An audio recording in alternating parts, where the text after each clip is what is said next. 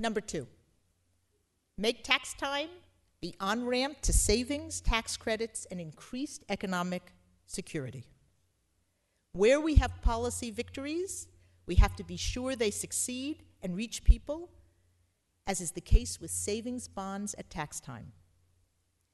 We would like to ask all of you to make a personal pledge to buy a U.S. savings bond with your own 2010 federal tax refund, and tell your clients, colleagues, friends, and family to do the same. They'll get a high-value savings product and will demonstrate to the public and policymakers that Americans want to build their financial security.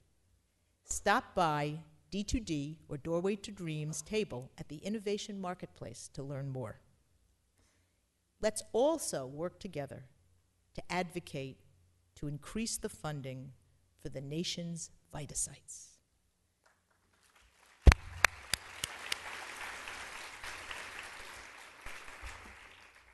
The network of volunteer income tax assistant centers includes 600 coalitions and 100,000 volunteers nationwide, providing free tax assistance to over 3 million seniors, workers, veterans, and people with disabilities across ethnic groups at over 12,000 free tax assistance sites. 90 million of the 149 million taxpayers earn $40,000 or less, which is an incredible statistic. In 2010, e-files represented $3.5 billion in refunds and saved $557 million in preparers' fees. And through the Self-Employment Tax Initiative, we are also reaching millions of self-employed taxpayers and bringing them into the mainstream. I asked the VITA folks, who had a major strategy meeting in CFED's offices on Monday, let there be nothing to do this week, if they could calculate a rate of return on the investment in the VITA sites versus what they have saved and what they have generated. We don't have that data point yet, but I know I'll have it by Friday. So I can think of no better investment and advocacy for us.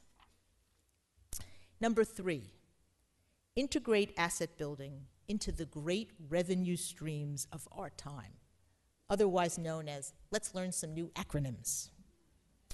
An approach that has gained significant momentum over the past several years at the local, state, and federal levels is to focus on integrating asset building into mainstream anti-poverty initiatives ranging from Head Start programs and early childhood to homeless prevention programs to foreclosure mitigation counseling and prevention strategies. I know that there's many people here from HHS and the Administration of Children and Families who, through their assets initiatives, are bringing asset products and policies into every single initiative they do.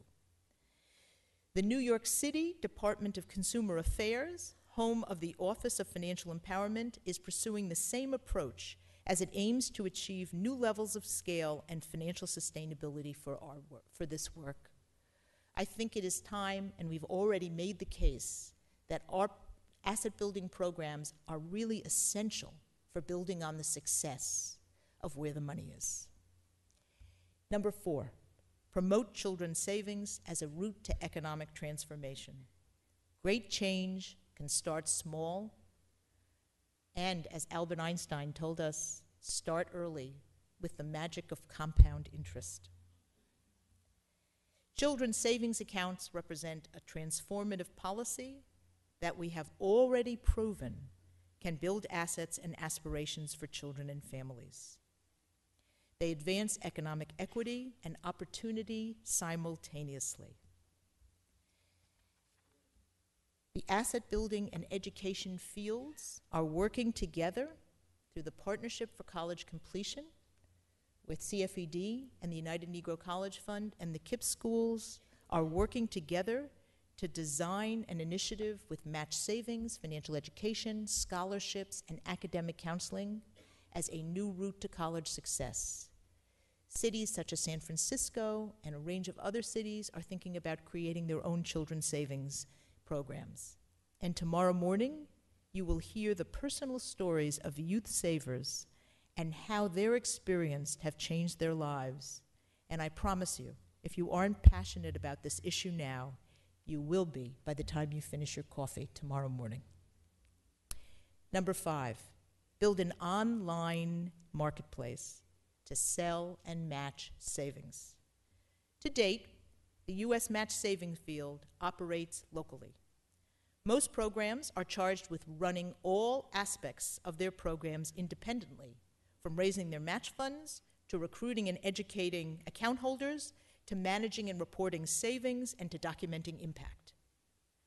It is time we created a national infrastructure to support the field and lower the costs of marketing, fundraising, and fund management.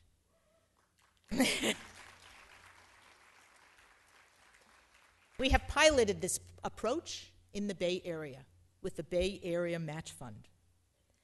With several of the nation's leading match savings programs, Earn, the Opportunity Fund, and Juma Ventures, and an early stage website called Save Together, and we know it can work. Early next year, CFED will launch the One-to-One Fund, an online portal that leverages technology, state-of-the-art marketing, and data management to share our story with individual and corporate donors who we know just need to learn about the power of match savings to want to invest. If we can do this for microfinance, we can do this for matched savings.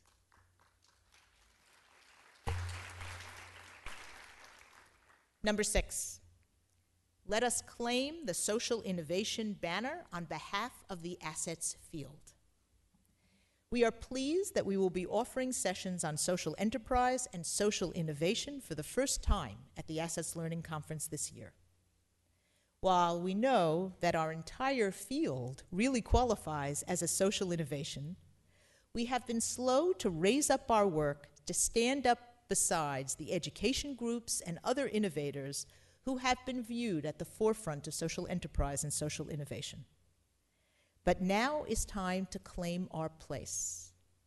We have a special view into this through CFED's I'm Home initiative, which is our work to transform the manufactured housing marketplace, which is working with 2 of the nation's leading social entrepreneurs.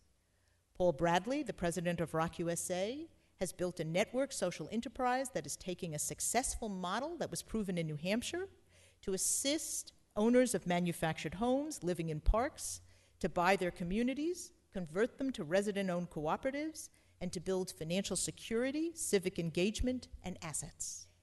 Stacy Epperson, the president of Frontier National, is working with the nation's largest manufacturer of manufactured homes, Clayton Homes, to design and distribute energy-efficient homes to replace aging units through a network of nonprofit housing developers. As I said earlier, her venture will not only transform the balance sheets of low-income homeowners, but reduce their energy costs by up to 70%. And Hillary Abell just described the incredibly innovative social enterprises that she's operating through Wages. And these are just 3 examples of social enterprises designed for sustainability and scale. Our task ahead is to inventory and create a common market awareness of the power and potential of social innovation in our field. And finally, it's time to create a global learning community. Asset building is global. Yesterday, 40 leaders from around the world met to consider creating a global assets action network. Tomorrow, our luncheon plenary will share assets innovations without borders, and our program includes 6 workshops focused on international policy and practice. If our work is global, our learning must be as well. Let's work together to explore how best to share which elements of our work transcends national boundaries and how we can exchange our practices for the benefit of us all.